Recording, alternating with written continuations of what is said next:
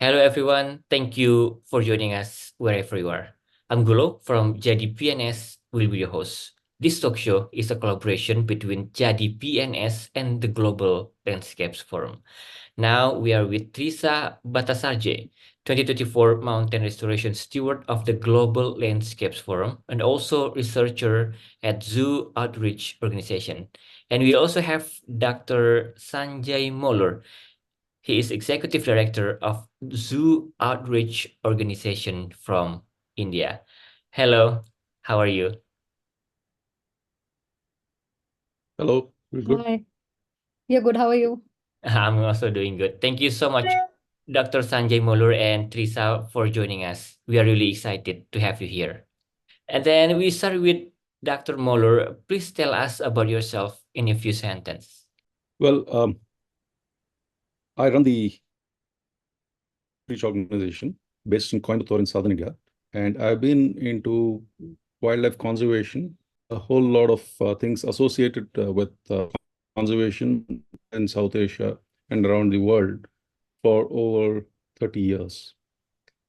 So what we are doing now is a result of our vast experience in this field, that we are bringing together all the things that are extremely necessary and urgently required and implementing them on the ground. Thank you so much, Dr. Sanjay. And how about yourself, Trisa?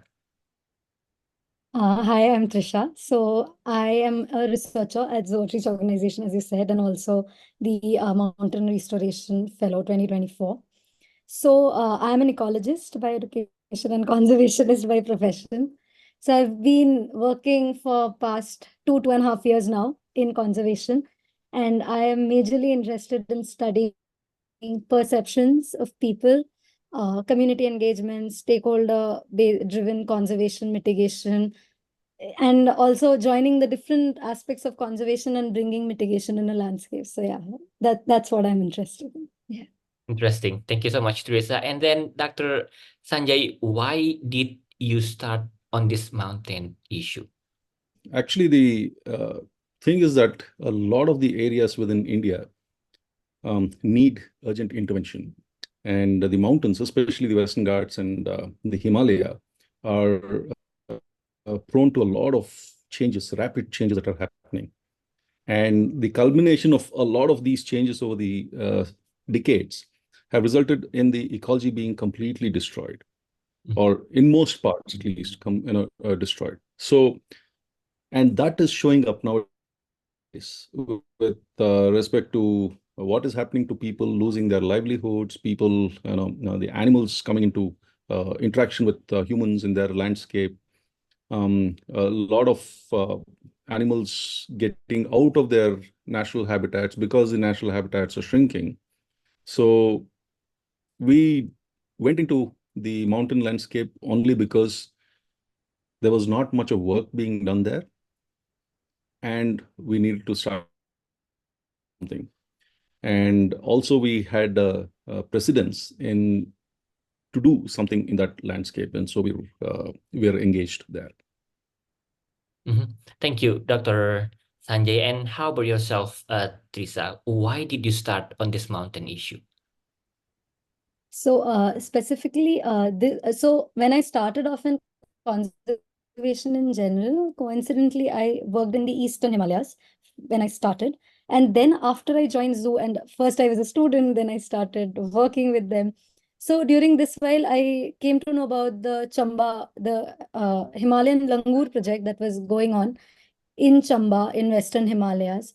So, and visiting there, understanding people's perception there, and with increasing climate change calamities in the region where we are seeing climate refugees, we are seeing increasing forest fires, flash floods. So you don't even have the number of how the wildlife is, like we have the number of people who are getting refuged, but we have no number what's happening to the wildlife with all this. So yeah, I think that makes me feel like I have to do something in that line. Like I have to be part of the team that is doing something to bring change. But again, as Sanjay said, like all the parts in the country need attention. So it feels like you have to be there everywhere and do something. But yeah, I got the opportunity to work in that space. So yeah. Interesting. Thank you so much. And Dr. Sanjay, please tell us about the Himalayan Restoration Project concept. We've actually been running a program in the Himalaya for the last 12 years, almost 13 years now. It's called the Himalayan Langur Project. And it is to understand, in fact, when we started it, it was to understand, first of all, the distribution and the kind of threats that the Chamba sacred langur, or the langur that is sort of found nowhere else in the world, but just in the valley of Chamba and perhaps into Kashmir, its status, to understand how it was doing in the wild, because we did not have any information. So we've invested 12 years of a lot of work and research and working with the communities in that landscape to understand what's happening with this species and how the species is interacting with the humans in the landscape. So that over the years has led us to grow organically into this restoration project. Because, I mean, while we would like to conserve species, if the habitats are going, the species have nowhere to go, and they come into the human interactions more often, which means that it's bad for both the species and for humans. But at the end of the day, it's the species that lose out.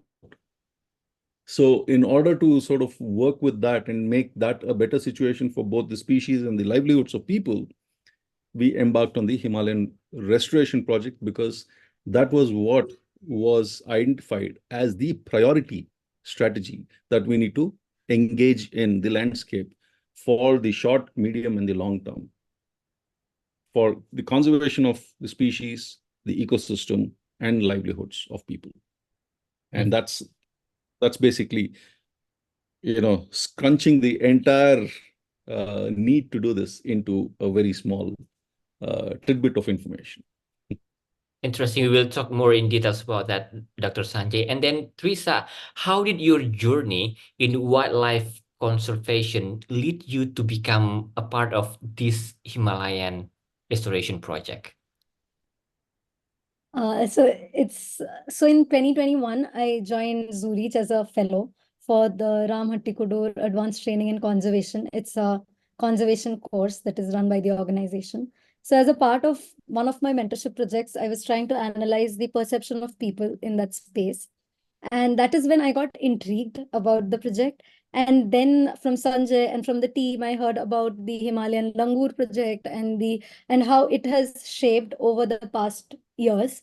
And then when I visited the landscape, it was like, okay, so restoration is something, when you be in the landscape and you see degradation around you, deforestation, and then you get to see the animals, and then you see the different negative interactions, whether it's a domesticated dog that's trying to bark on, that is a threat for the langur maybe, or people.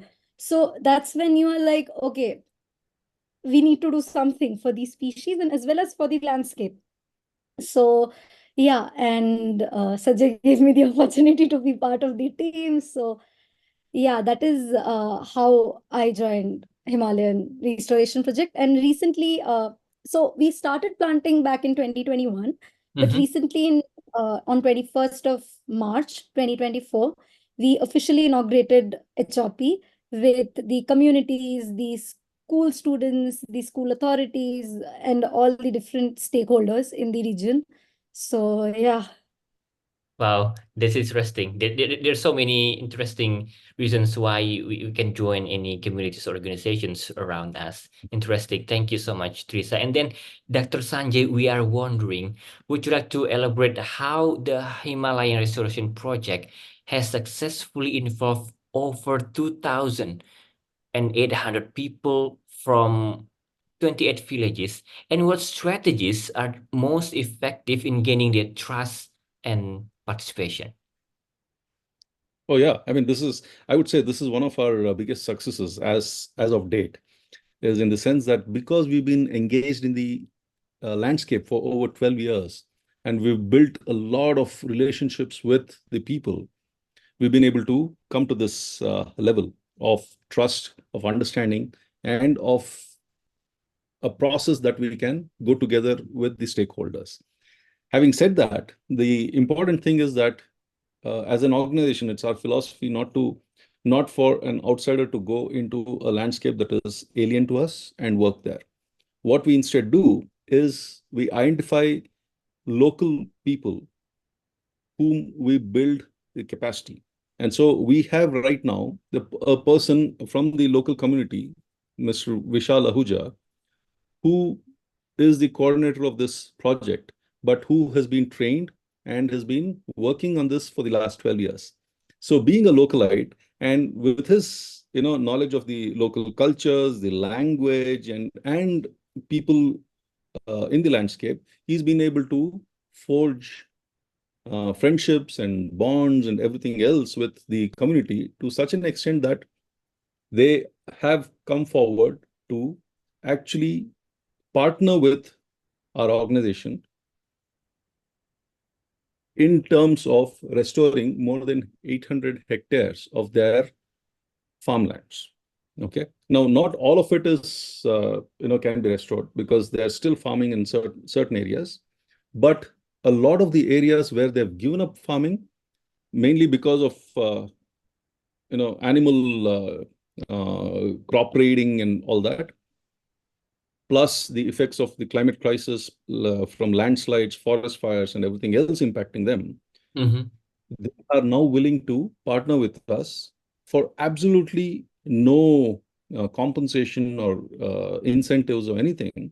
This is completely from their perspective and from their interest.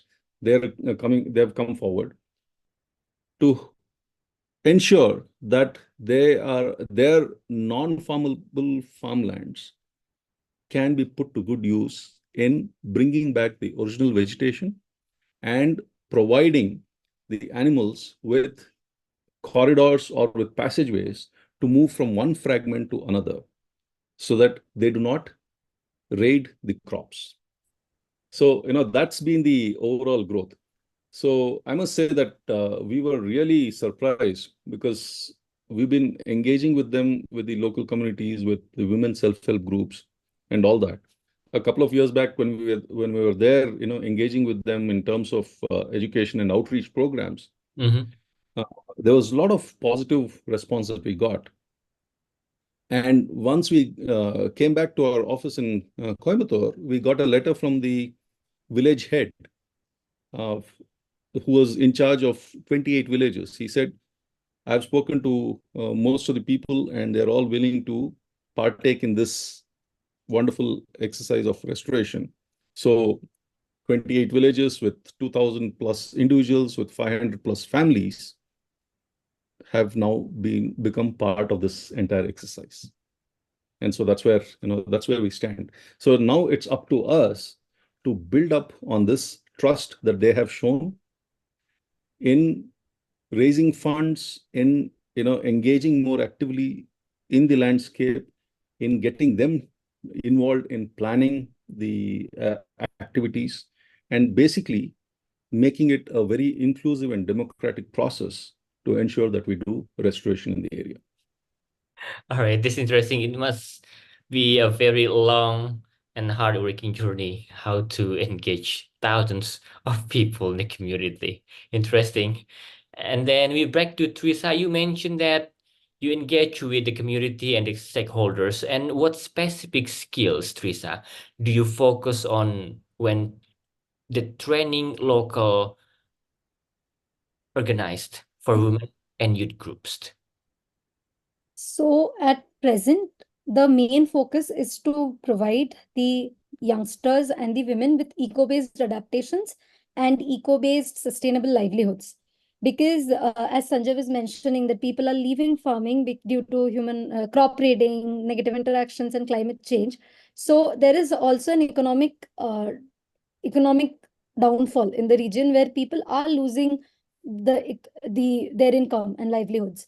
So we are trying to, so we are working right now with the women self-help groups across these villages, and we are training them in natural history observations, native species taxonomy, native seed collection, germination, propagation techniques, and also they will help us to find out areas where we can carry out restoration.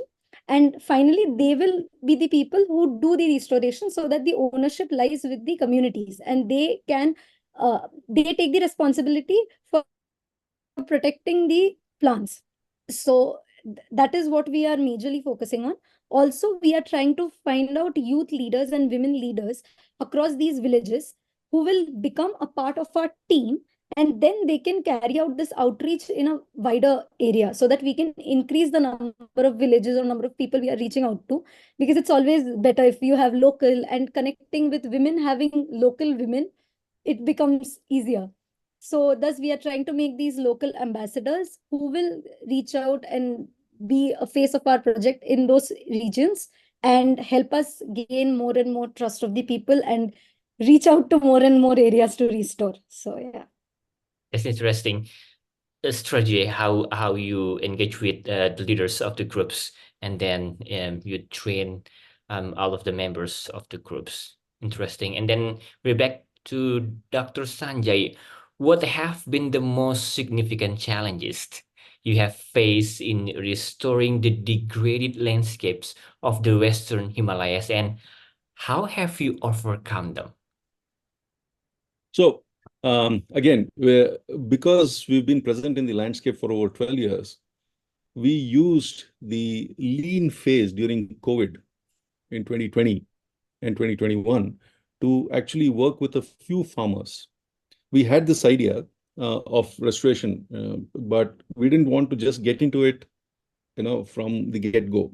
We wanted to experiment. We wanted to see how things work out, what are the challenges in the landscape and all that.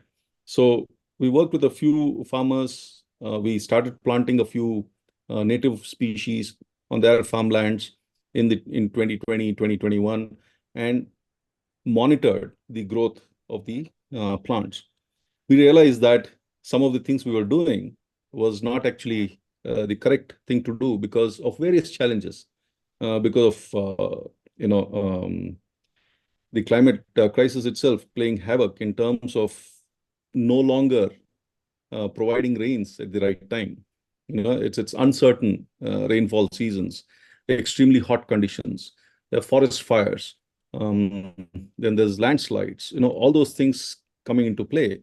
Plus, there are also the culture of nomadic tribes that run through the entire landscape with a lot of live stock. And those livestock, especially the goats and sheep, they eat up a lot of our saplings. So we learned from that, because it was almost a total failure in our experimental plots. So that was, those are the challenges. Now we have worked out a way in which we have, discussed this with the local people, and they have come forward in terms of how they will help with monitoring and all that. And now we are figuring out ways of ensuring that the saplings we plant will no longer get impacted negatively. So that's one of the challenges. The other challenge we faced was to actually source native plants, because most of the nurseries that are running right now currently do not have native species. Most of them have non-native and sometimes invasive species in their collections, which means that it impacts the landscape even more negatively, and thereby driving even more animals out of the forests into the fields. And the fields themselves are getting impacted by the rapid growth of invasive species. So that's the second challenge. So we plan to sort of work on removing the non-natives, at the same time restoring the landscape with native species. And the third challenge, of course, is finance. That's a challenge that we are now trying to tackle, because the first two we have figured out how to do that. The third one is to implement all these, we need financial support. And so now we are into contacting people, organizations, philanthropies, and anybody who's also now listening to us right now, be interested in supporting us. We'd be happy to share our project and everything else that we wish to do, and we are looking for support, so financial support. So those are the challenges. Great response. How you completely elaborate the challenges and also the solutions, Dr. Sanjay. And then we're back to Trisa. Can you please, Trisa, share examples of ecological sustainable livelihood opportunities that the Himalayan Restoration Project has created for local communities, and how these initiatives are helping to achieve climate justice? So as Sanjay told, that we were facing problem in sourcing native species of plants. So we have right now a nursery that is run by the project, and the community, the local people in the region are taking part in managing the nursery and doing the different other components in for restoration and all these ecologically based livelihoods. So none of these livelihoods are negative incentive based. And also the people whom we are reaching out to make the ambassadors, even they help us in reaching out to schools and other women to make the people in the landscape much more equipped with eco-based adaptations. So in general, overall, the project and the different livelihood opportunities we are providing and the different activities help us in fulfilling the life goals that is set by the Indian government. We also follow the COP26 targets. The project fulfills SDG goals 1, 3, 5, 10, 11, 13, 15, and 17. And even the coming Montreal global biodiversity targets, except target 19 and target 10, we fulfill all the other different targets. So these are the like, if you want to give like the bullet points that we are doing according to what is the need of the hour, according to international law and national laws and policies. And apart from that, I feel that restoration and native restoration in general will help in reducing human-animal negative interactions, because once there is food for animals in the forest, they won't come out. And at the same time, it will also improve the the farming spaces the farmers have at present. So it will enhance the economy of the people as well. And then making the corridors joins the forest. And so overall, yeah, these are the different approaches or success. Yeah, I guess we have it. Thank you so much, Trisa. And then we're back to Dr. Sanjay. Looking ahead, what are your hopes and goals for the future of the Himalayan Restoration Project? Well, I mean, obviously, we wanted to succeed. We wanted to, do well.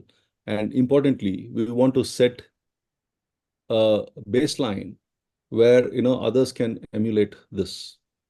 Okay, so they can, they have a standard framework, operating a protocol in the landscape that they can easily adapt and start working. So we want to set up some of these really innovative techniques to get people interested, to make people buy into the scheme, to make them partner with us, and make them completely responsible for the activities in their landscape. So it's not going to be a one-sided effort that we are going to put in, and that we are going to tell them what to do. It's going to be like, we're going to share the ecological knowledge, the technical know-how, and the skill sets, and train them, and they're going to work along with us in determining what needs to happen. So with all of this, my hope is to have a greater success in what we are doing, and in getting the landscape, although it can't come back to its original form, but to an extent where species, ecosystems, and livelihoods are conserved. That's the idea. All right. Thank you so much, Dr. Sanjay. And then Trisa, again, congratulations for being the 2024 Mountain Restoration Steward by the Global Landscape Forum. Thank you. Mhm. And then, last but not least, Trisa, what is your message for young people who want to make a difference? I think people should, it's collaborations and reading.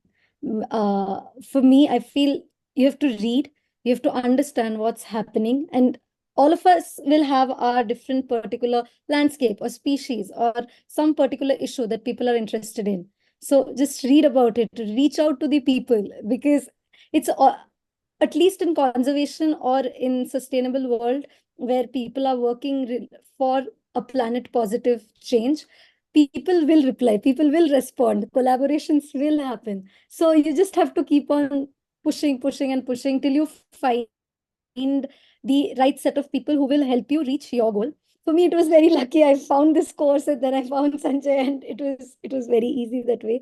But I guess uh, the way we are going forward, people, youngsters who are interested in bringing climate action mitigation, it's needed. And at the same time, I feel people are more and more interested nowadays.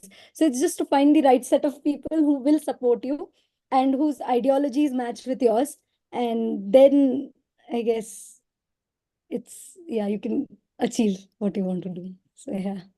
Beautiful. Again, this is such a pleasure. Thank you so much, Dr. Sanjay and Trisa, for sharing your inspiring story. Thank you. Thank you, Gulo. I think it's a great opportunity to actually express ourselves in this platform, and thanks for those wonderful questions that you had for us. I hope we've covered everything that you wanted us to talk about. Yes, sure. Everything And, has been yeah, covered. I mean, yeah. If there is anything more, yeah, we'd love to share more information with you. Sure. Yes. Yes. And also, congratulations to you and Jari PNS, like, who are capturing people who are doing such work, because I feel this needs to go out. Like, when you ask me what the youth can do, actually, the work you're doing will help people to find out what they want to do as well and whom they need to connect. So yeah, thanks for that and congratulations. Absolutely. Congrats. Yeah. Appreciate your kind words, Dr. Sanjay and Trisa. And also, thank you so much for the Global Landscape Forum for this collaboration. And thank you, everyone, for joining us. Let's collaborate to make this world into a better place. I'm Gulo from JDPNS. Thank you and see you again. Thank you. Thank you.